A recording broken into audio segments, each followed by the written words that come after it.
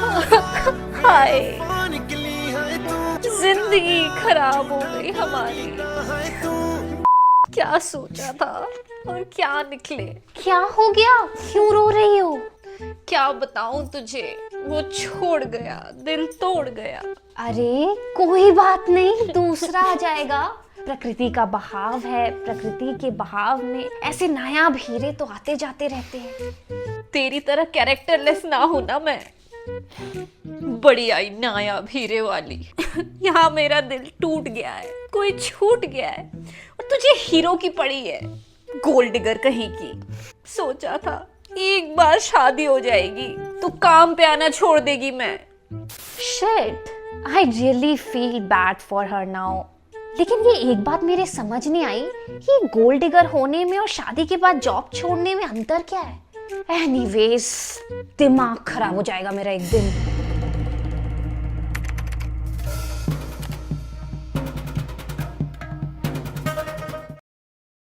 ताओ Te चिंग, ये one of the most influential and popular philosophical text माना जाता है। अगर आप ऑल ओवर द वर्ल्ड सारे फिलोसॉफिकल टेक्स्ट्स को देखें और कंपेयर करें तो, जो कि ईस्टर्न फिलोसॉफी से आता है, जिसके रूट्स वैसे तो आते हैं चाइनीज़ फिलोसॉफी से, लेकिन इसके जो कॉन्सेप्ट्स हैं वो अद्वैत वेदांत से भी आप कहीं ना कहीं देखेंगे कि पूरी तरीके से कोरिलेट करते हैं, या पूरी तरीके से वही कॉन्सेप्ट्स डिफाइन होते हैं अद्वैत वेदांत में भी, जिसका इशारा कहीं ना कहीं ताओ ते चिंग भी देना चाह रहा है। अगर सिर्फ वेस्टर्न लैंग्वेजेस की ही बात करें तो 250 से भी ज़्यादा बार ताओ ते चिंग को ट्रांसलेट किया गया है अलग अलग लैंग्वेजेस में। यही रीज़न है कि रिसेंटली मैं जो अभी आचार्य प्रशांत की गीता सेशंस में पढ़ रही हूँ, तो वहाँ पे भी उन्होंने भगवद गीता के साथ साथ बाकी फिलोसॉफिकल टेक्स्ट्स को भी पढ़ाना इंक्लूड किया है उस पूरे सिलेबस में।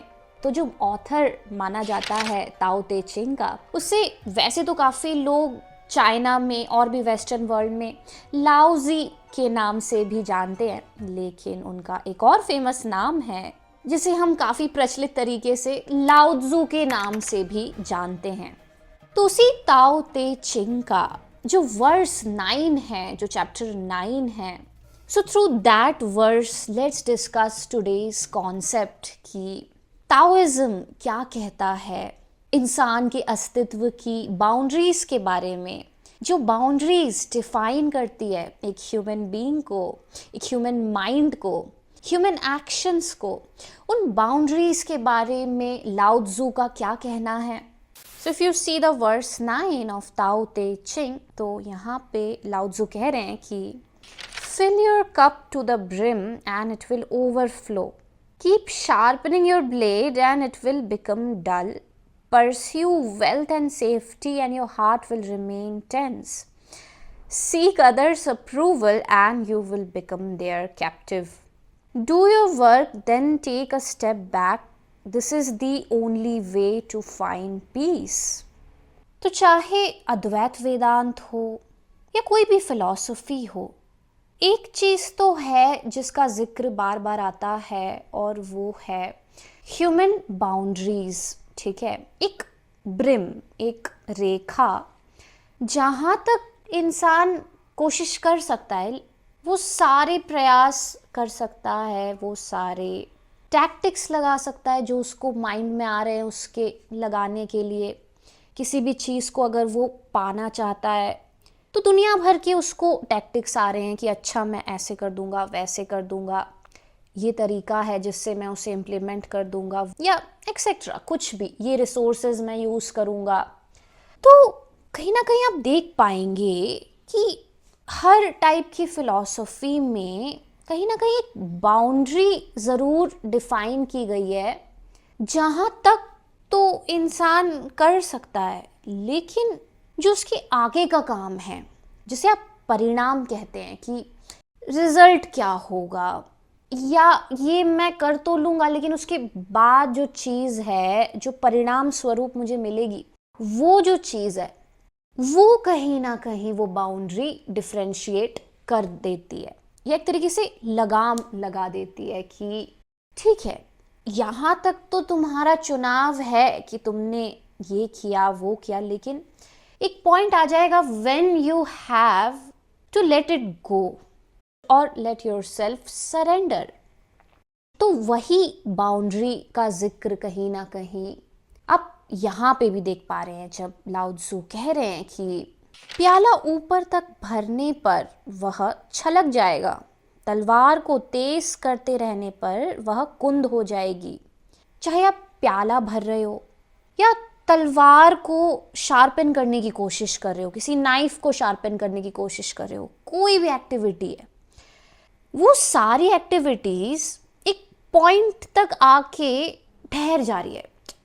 जैसे कि आपके जो एफर्ट्स हैं उनकी एक सीमाएं हो कि भाई ये जो सीमाएं वहाँ तक आप एफर्ट लगा सकते हैं, लेकिन इसके आगे अगर आपने एफर्ट लगाने की कोशिश करी तो जितना एफर्ट आपने अभी तक लगाया था वो भी खराब हो जाएगा।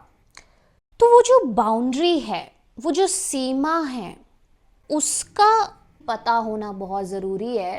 अगर वो सीमा क्रॉस कर दी और फिर भी एफर्ट लगाते रहे तो उन एफर्ट्स का भी कोई मतलब रह नहीं जाएगा। तो कह रहे हैं लाओ त्सु, प्याला देखा है, प्याला देखा है ना, ज्यादा भर देते हो छलक जाता है। प्याले की सीमा दिख गई, प्याले की सीमा दिख गई। वो सीमा याद रखनी होती है। जिसको वो सीमा याद है वो अब नहीं फंसेगा, क्योंकि फंसते आप तभी हो जब आप सीमित को असीम मान लेते हो। तो क्यों ज़रूरी है बाउंड्रीज का याद रहना? क्यों हमें बार बार बोला जा रहा है कि सीमा को पहचानो, बाउंड्रीज पता होनी चाहिए? क्योंकि अगर हमने बाउंड्रीज का पता नहीं रखा तो हम जो सीमित हैं उसी को असीमित मान लेंगे। मतलब जहाँ कुछ होना नहीं है हम उसी को एक अंधे तरीके से मानते रहेंगे कि हाँ यहाँ पे हमें मोक्ष मिल जाएगा या जो चीज़ हम चाहते हैं वो हमें मिल जाएगी। जैसे रिलेशनशिप्स में फॉर एग्जाम्पल किसी इंसान से ही हर टाइप की चीज़ें एक्सपेक्ट करते रहना कि ये इंसान आपकी अपूर्णता को पूरा कर सकता है। जो चीज़ आप ढूंढ रहे हैं वो कोई इंसान है जो पूरा कर देगा, चाहे वो रिलेशनशिप के माध्यम से या मनी के माध्यम से या इमोशनल अटैचमेंट के माध्यम से। अहम या ईगो जो कि हमेशा एक रेस्टलेस कंडीशन में होता है।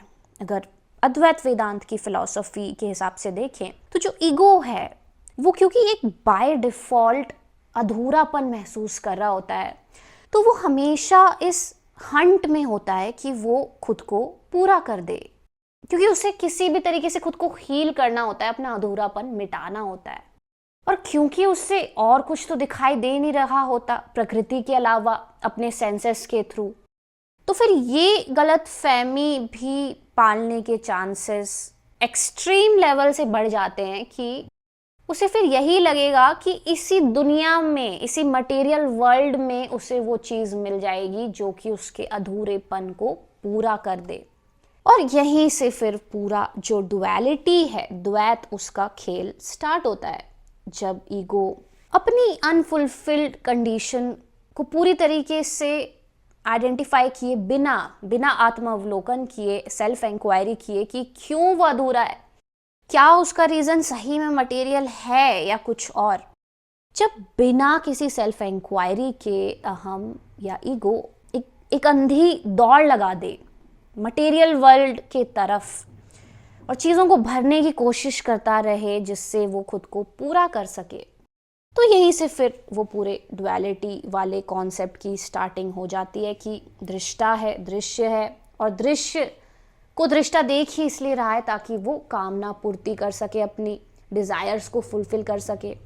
और जैसे ये लूप चलता रहेगा तो वो आंतरिक खालीपन तो नहीं ही मिटेगा बल्कि बेचैनी बढ़ और जाएगी। यही अविद्या है। सीमित को असीम मान लेना, अनात्मा को आत्मा मान लेना, सगुण की दुनिया में कुछ भी हो वो एक जगह आकर रुक जाएगा। कहीं रुकना है, ये याद रखो।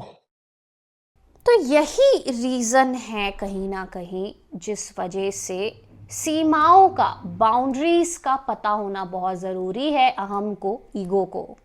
वो असीम संभावना जो लागू तो होती थी उसके आंतरिक जगत में, उसके साइकोलॉजिकल जगत में, जहाँ पे वो अनंत संभावना उसे मिल सकती थी, लेकिन वो ढूंढने की कोशिश उसे कहाँ करेगा? मटेरियल वर्ल्ड में। तो इसलिए ये पता होना बहुत ज़रूरी है अहम को कि चाहे वो कुछ भी दिखाई दे रहा हो, चाहे वो कुछ भी जानता हो उसके बारे में, उसकी पॉसिबिलिटीज़ के बारे में, कि मेरा तो अब यही हो सकता है, इसके अलावा ना मेरा कुछ होगा नहीं दुनिया में। तो कुछ भी वो इमेजिन कर रहा हो अपने बारे में कि ये उसकी सीमाएं हैं, ये जानना बहुत ज़रूरी है हम के लिए कि चाहे वो कुछ भी इमेजिन क्यों ना कर रहा हो, चाहे वो प्रातिभासिक तल हो या व्यवहारिक तल हो, चाहे उसकी साइकोलॉजिकल रियलिटी हो या फिजिकल रियलिटी हो, ये सब है तो बस बाउंड्रीज ही। इसमें कुछ भी ऐसा नहीं है जो कि पारमार्थिक हो, असीम हो, जो उसकी हाईएस्ट पॉसिबिलिटी दिखाता हो, नहीं।